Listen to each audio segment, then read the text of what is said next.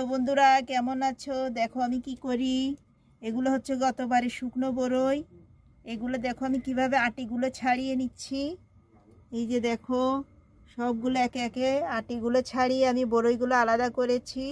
এখানে কোনো আটি টাটি কিছু নেই। তো এগুলোকে আমি এখন আর একটু রোদে দিব।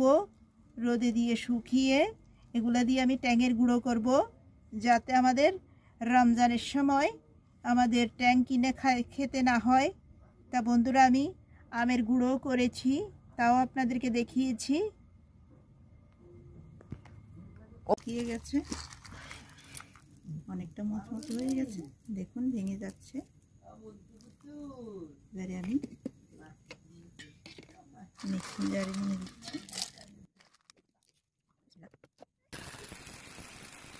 পাউডার হয়ে গেছে, এবারে আমি চেলে নিচ্ছি।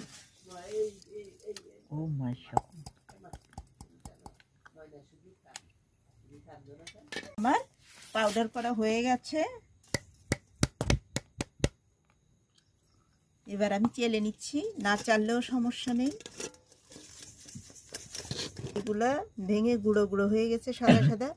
তবে আটিটা যেন না থাকে, সতর্ক থাকবেন, তা না হলে যে ব্লেন্ডারের যে কাঁটাটা আছে, কাঁটাটা নষ্ট হয়ে যাওয়ার সম্ভাবনা আছে।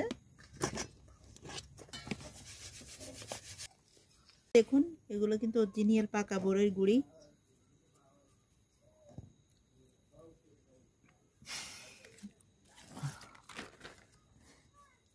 দেখুন আমি একটা এয়ারটাইট ব্যাগ নিয়েছি, রাখছি। শরবত বানিয়ে দেখাই। এক গ্লাস পানি নিয়েছি, দিয়ে দিলাম 2-4 চামচ চিনি, আর দিয়ে দিলাম 1 চা চামচ, 1 চা চামচ থেকে কম দিবেন, দিয়ে দিলাম বড়ই পাউডার।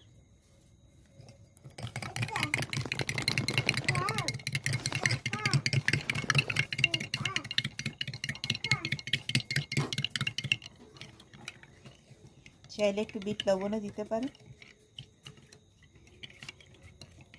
কিন্তু পাউডারের পরিমাণটা আমার বেশি হয়ে গেছে। হালকা একটু বিট লবণ দিয়ে দিলাম। চাইলে এখানে মধুও দিতে পারে, আবার চাইলে শুধু লবণ দিয়ে গুলেও খেতে পারে। আমার মাথা ঘুরাচ্ছে, চোখে মাথায় মধ্যে ঝিমঝিম করছে, তখনও চাইলে এগুলোর 1 গ্লাস গুলে খেতে পারেন।